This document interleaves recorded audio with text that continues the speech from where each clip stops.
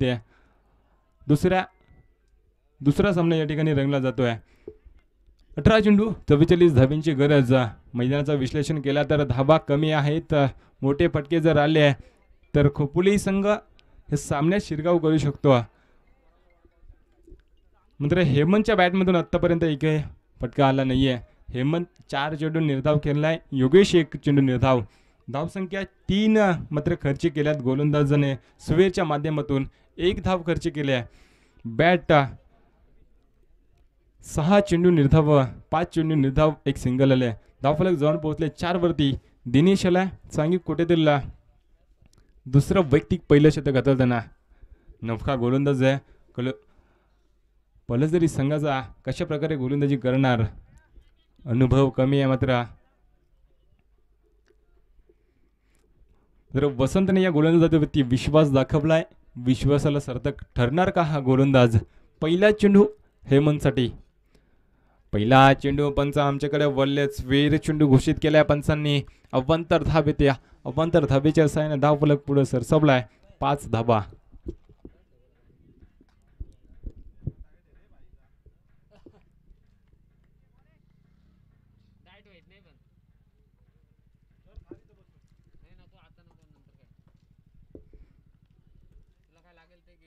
यावेळेस मोठा प्रहार वाडिश लांगवण क्षेत्रामध्ये झेल खाली क्षेत्ररक्षक कोणती चुकी करणार नाहीये. फलंदाज बाद होतोय.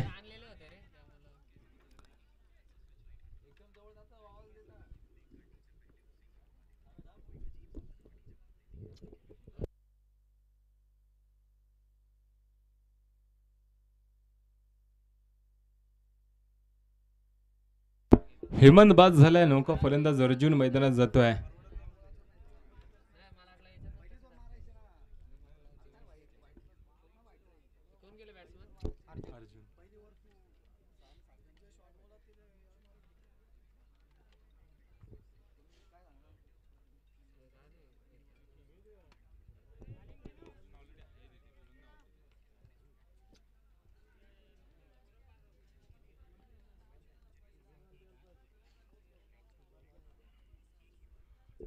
पहिला चेंडू अवंतर हातल्यानंतर दुसऱ्या चेंडूवरती बाद केला. यावेळेस फलंदाज बॅटची कडा जातून यष्टिरक्षकाच्या हातात कोणतीही चुकी करत नाहीये. वसंत फलंदाज बाद होतोय. अर्जुन गेल्या पावली माघारी परतलाय. ज्या विश्वासाने गोलंदाजी दिली होती गोलंदाज दिनेशला, त्या विश्वासाला मात्र आतापर्यंत सार्थक ठरलाय.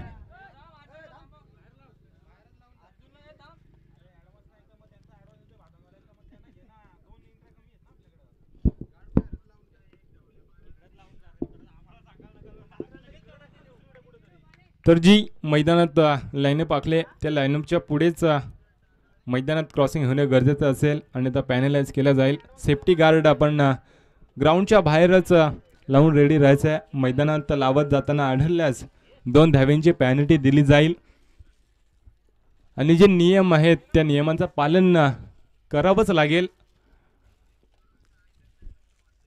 दिनेशने चांगले गोलंदाजी. पहिला चेंडू अवांतर हाताळला. त्याच्यानंतर बॅक टू बॅक 2 गडी बाद केले आहेत. हेमंतला परतावलाय. अर्जुनला परतावलाय. पवन आलाय नौका फलंदाज. 2 चेंडूचा खेळ संपलाय. गोलंदाज दिनेश चांगली गोलंदाजी करतोय. खोलवर टप्प्याचा चेंडू पायजीत पकडण्याचा प्रयत्न. बाहेर जाणारा चेंडू दर्शवलाय पंचांनी. लेगबाज स्वरूपात एक चुरटी धाव मिळते. एका धाब्याच्या सहाय्याने धावफलक जाऊन पोहोचलाय 6 या धावसंख्येवरती.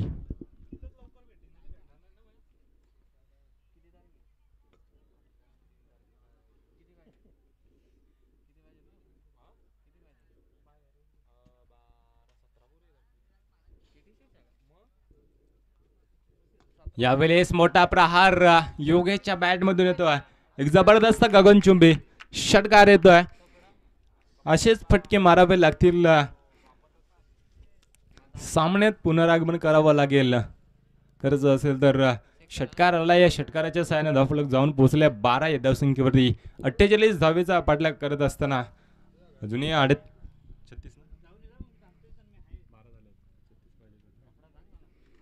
अजूनही 36 धाव्यांची आवश्यकता असेल विजयासाठी.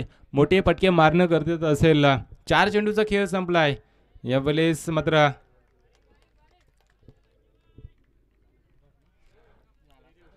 पंचा रिव्ह्यू या ठिकाणी आलाय कॉलिंग स्वेअर साठी.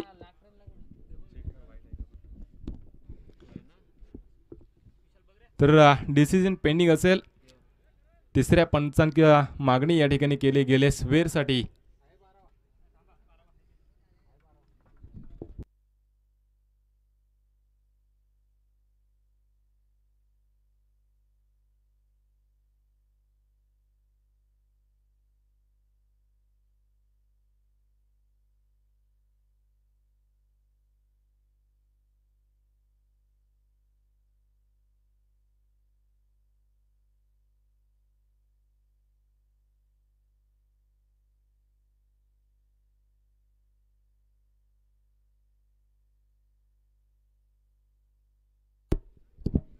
Yes, fair delivery.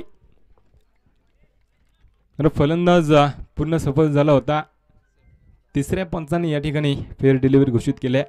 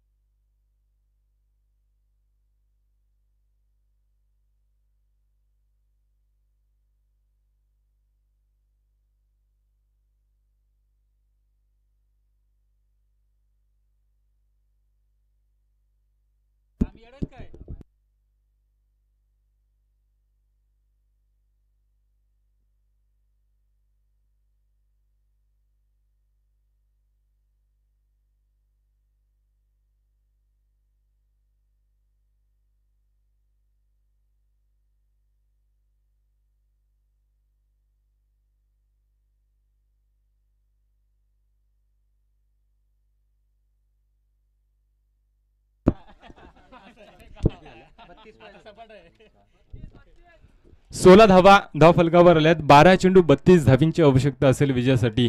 17ची सरासरी 16ची सरासरी राखावी लागेल. 12 चेंडू मागे 32 धावींची गरज प्रति षटकामागे. 16ची सरासरी राखावी लागेल दोन्ही फलंदाजांना.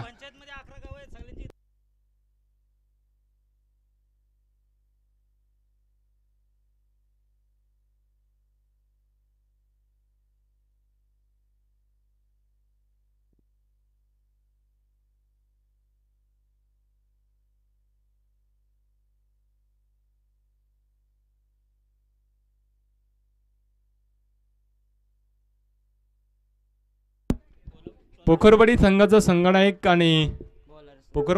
संघनायक या ठिकाणी उपस्थित झालेत. गोहे संघाचा संघनायक शेवटचा कॉल असेल.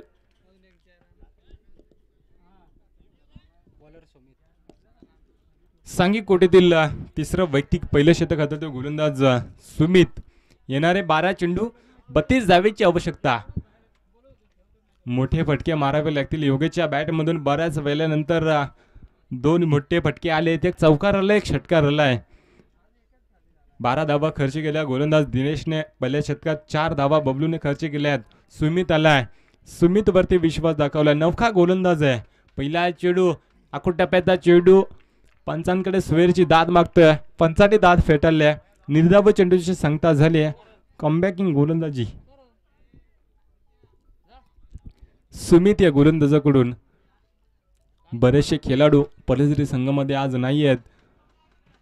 मात्र यंग टॅलेंट समोर आणण्याचा प्रयत्न वसंतचा आतापर्यंत सफल ठरलाय. वेगवान चेंडू, तेज तर्रार गोलंदाजी. वेगावरती स्वार असलेला हा गोलंदाज सुमित. बॅक टू बॅक 2 चेंडू निर्धावले आहेत. चांगली गोलंदाजी पाहायला मिळते या गोलंदाजाकडून. सुमित नवखा गोलंदाज आहे. मात्र गोलंदाजी आतापर्यंत धारदार पाहायला मिळते या गोलंदाजाकडून. वेग आणि अचूक टप्पा या गोलंदाजाकडे पाहतोय. 2 चेंडू निर्धाव आले. बॅक टू बॅक तिसरा चेंडू निर्धाव येतोय. वारंवार आडव्या बॅटने खेळण्याचा प्रयत्न फलंदाज पवनचा असफल ठरलाय. फलंदाज बाद होतोय. पवन हिट विकेट या ठिकाणी येते.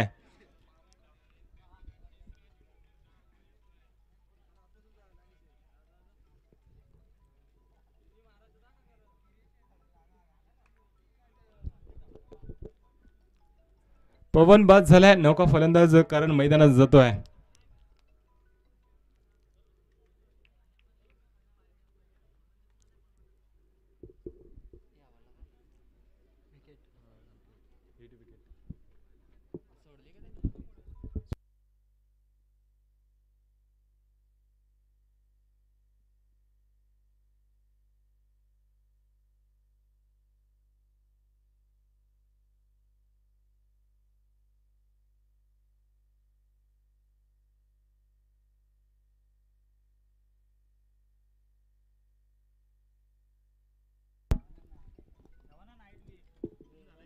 यावेळेस मोठा प्रहार करणने मात्र गेल्या गल्ले हल्ले चढवलेत.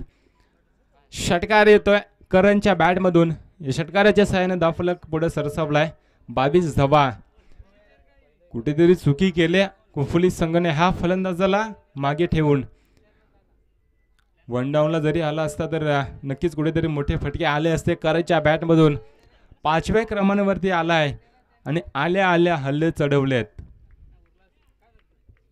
सुमित वरती अजूनही 26 धाब्यांची आवश्यकता. अजूनही 2 चेंडूचा खेळ शिल्लक असेल या षटकातील. आडव्या बॅटने खेळण्याचा प्रयत्न असफल ठरलाय. फलंदाज बाद होतोय. करणला परतावं लागेल.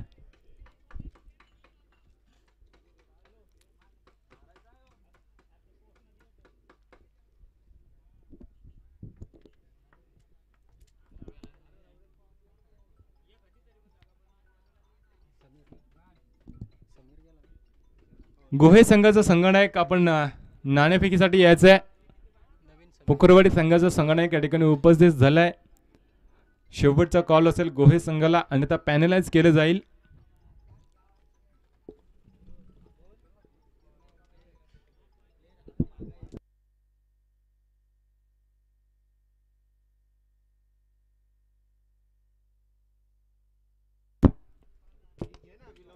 यावेळेस चेंडू धरलाय.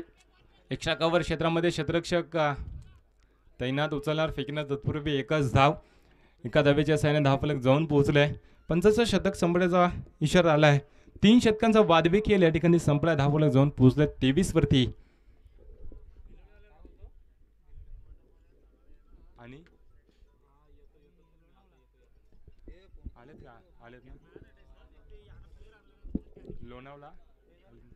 लोणावळा संघाचा संघनायक आणि गावदेवी भेलवले संघाचा संघनायक नाणेफेकीसाठी यायचं आहे. लोणावळा संघाचा संघनायक गणेश आणि गावदेवी भेलवले संघाचा संघनायक अनिल हिरवा. आपण दोन्ही संघाच्या संघनायकाला विनंती करतो नाणेफेकीसाठी यायचं आहे. गोहे संघ देखील एमर्जन्सी आजच्या दिवसात 2 संघाने फसवलाय आयोजकांना. त्या कारणाने आपण गावदेवी भिलवले संघाला री एंट्री दिली.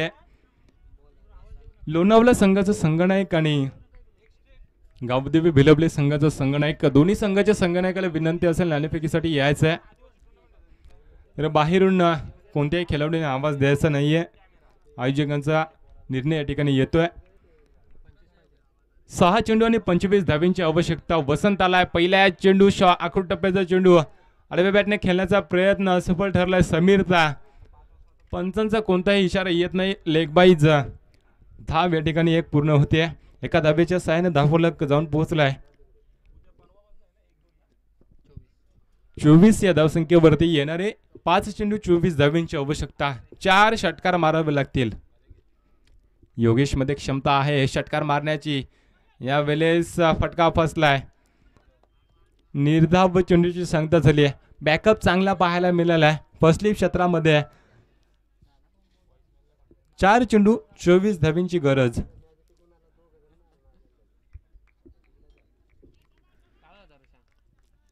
वसंत गोलंदाज चांगली गोलंदाजी करतोय. 4 षटकार मारू देईल का?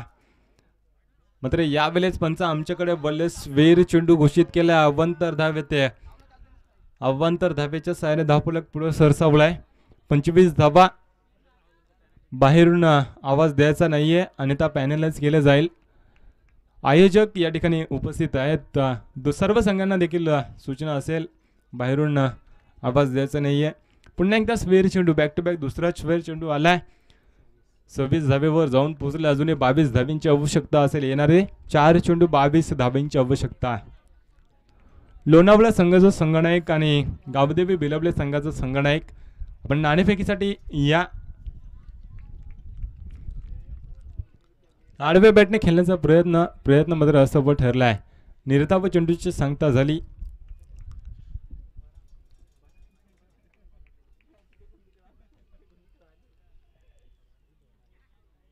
यावेळेस मोठा प्रहार वाळीश लोंगावणा क्षेत्राच्या डोक्यावरून एक जबरदस्त माहिती येतोय योगेशच्या बॅटमधून.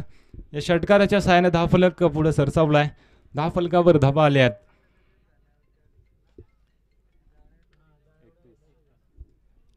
31 धावा.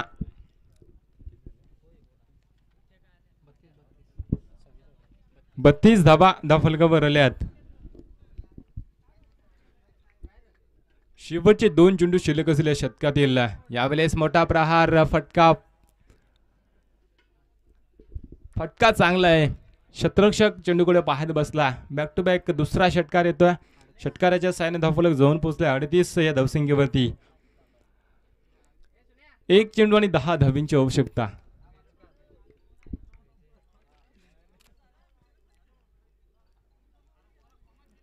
एक चेंडू 10 धावींची आवश्यकता. चमत्कार करावा लागेल या चेंडूवरती. यावेळेस टॅप केलाय. झेल बाद होतोय फलंदाज योगेश. या ठिकाणी विजय होतोय पलदरी संघ. विजय संघाचे हार्दिक अभिनंदन. पराभूत संघाचे सुद्धा गोड कौतुक.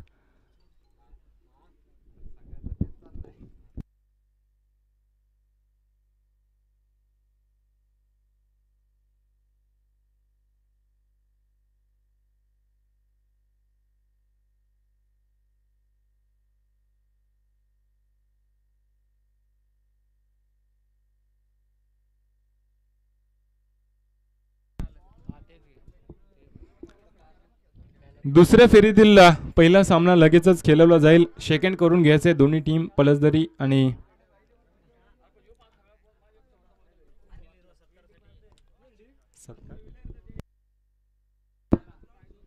तर या ठिकाणी याचा मान सन्मान केला जाईल अनिल हिरवा साहेबांचा. गावदेवी बेलवले संघाचे संघनायक आपल्याला विनंती असेल की या ठिकाणी आपण या आपल्या याचा मान सन्मान केला जाईल आणि तो मान सन्मान आपण स्वीकारायचा आहे. आयोजक लक्ष्मण शिंगवा आणि सुनील वाघमारे आपली वाट पाहतात या ठिकाणी. सो प्लीज आपण आपल्या याच्यात मान सन्मान स्वीकारण्यासाठी यायचं आहे. अनिल हिरवा साहेब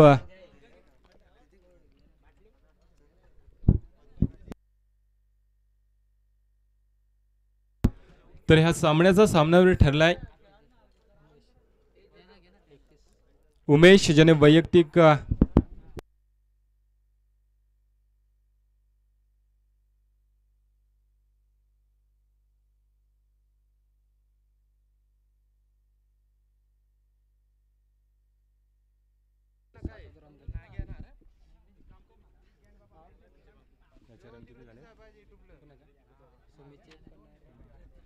तर ह्या सामन्याचा सामनावीर आपण देतोय गोलंदाजाला. फलंदाजी उमेशने चांगली केली होती मात्र यावेळेस आपण थोडासा निर्णय बदलला. नवखा गोलंदाज पलसदरी संघाचा होता सुमित ज्याने 2 सफलता मिळवल्या. धावा खर्च केल्या 7. या सामन्याचा सामनावीर ठरला आहे. तर या ठिकाणी आदरणीय अनिल हिरवा साहेबांचा याच्यात मान सन्मान झालाय. तर नाणेफेकीसाठी यायचं आहे कसई शेत संघाचा संघनायक आणि पलसदरी संघाचा संघनायक सुमित. आपण देखील या आपला सामन्याचा सामनावीर घेण्यासाठी.